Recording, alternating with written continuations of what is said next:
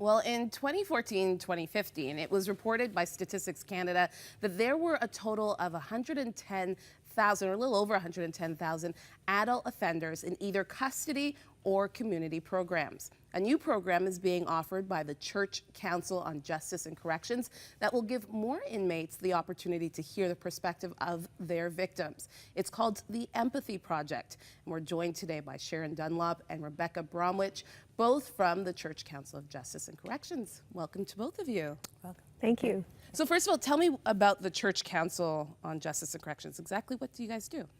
Well, the council's been around for 44 years. It's an ecumenical organization composed of a variety of member churches. We have a number of different denominations, I believe 11 denominations.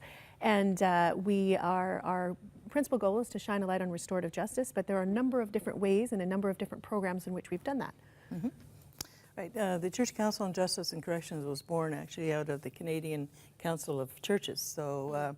But a group of denominations identified that there was a need to have more of a focus on the corrections part of it. So over the years, since 1972, CCJC, as we call it, have developed a number of workshops and restorative justice workshops.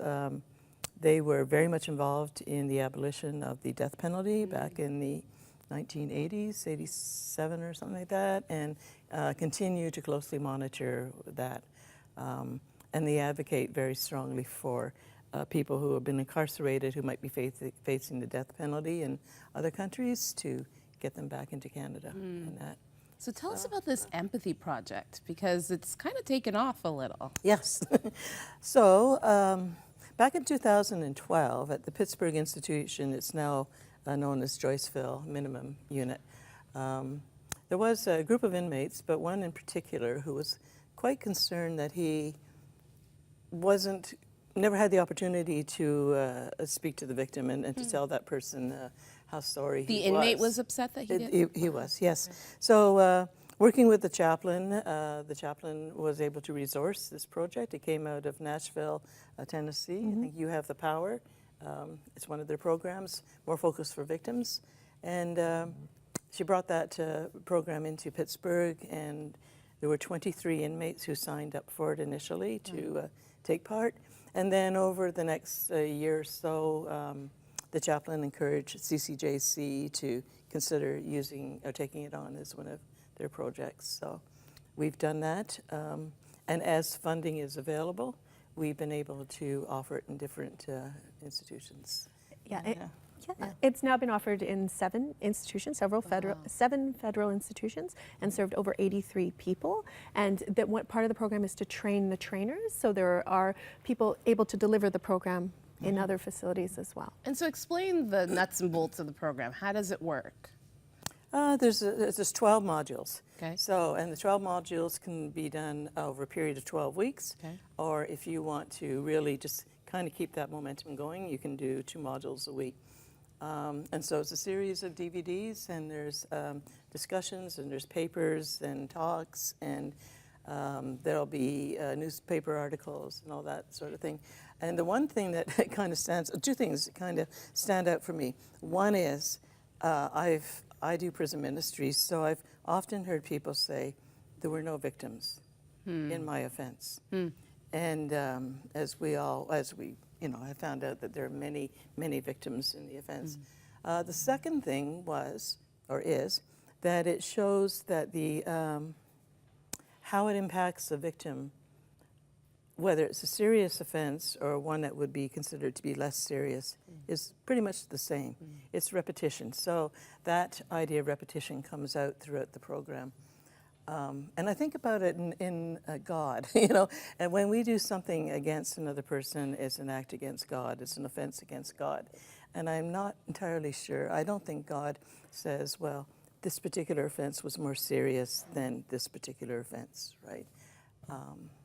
And I think that's important for people to know. And so, Rebecca, the whole idea then is to allow the inmates to see how they've impacted their victim? Is that the idea? That's right. So the Okay. Empathy Project really works from a different logic than the criminal justice system. I'm a lawyer and I'm quite familiar, and I've done criminal defense work, and the way that the criminal justice system addresses offending behavior is a very individualized way of addressing it. People have to, they are excluded by being incarcerated after they're sentenced to be held accountable.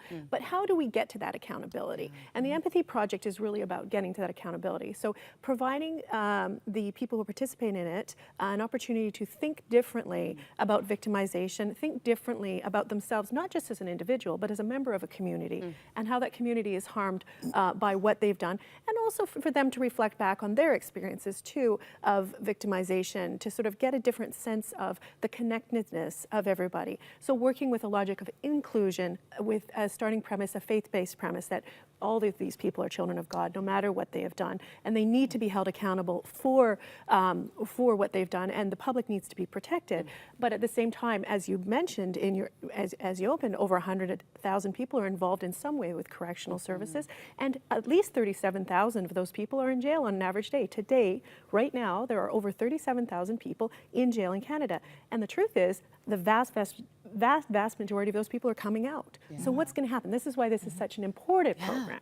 And I love the fact that the church is in the middle of this conversation. Like, yeah, you're right, Rebecca. I mean, these people eventually have to come out and they have to join our community and re-engage with society. So how do we reconcile and how do we make sure that they are aware of their crime and that there are no victimless crimes? There is going to be a victim. So what has been the response? Because I hear that there are like waiting lists, everybody wants to get in. This has become like a popular project. Everybody wants to be a part of this. Right.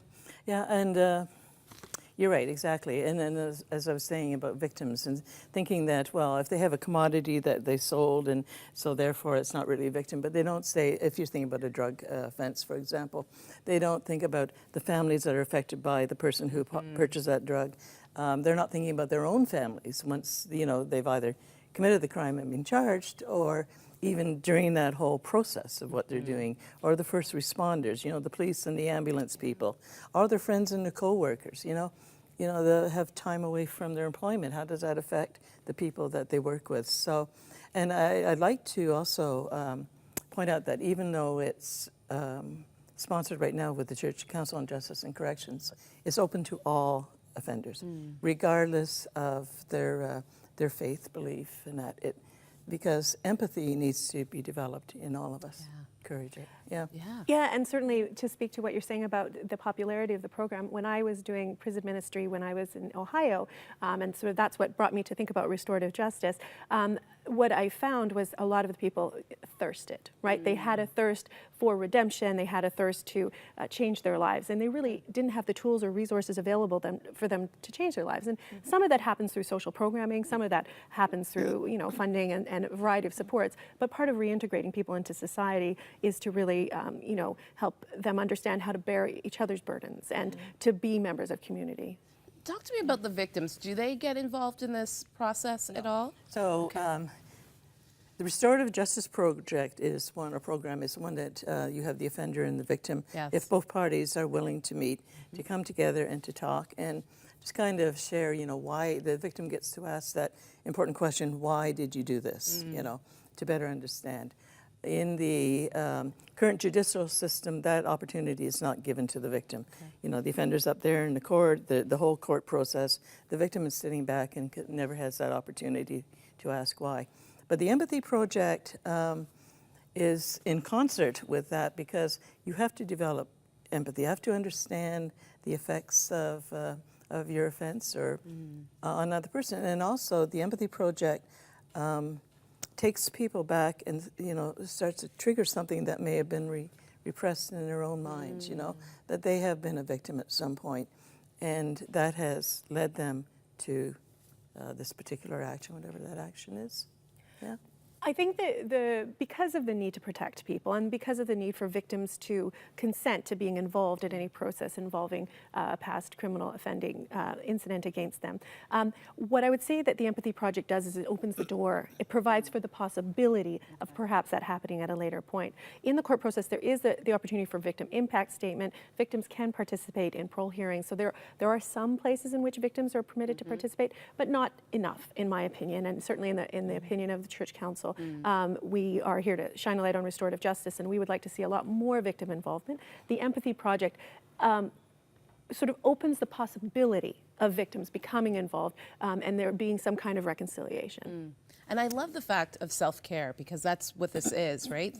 Many of these people who are behind bars, they get to spend that time looking inward and taking care of themselves, and maybe even learning about past hurts and why they have chosen to do the actions that they have done, so that they can move forward and become productive members of society. Thank you both for all of your hard work. And I mean, what a great program. And I'm so excited that the church is at the center of this discussion. Right.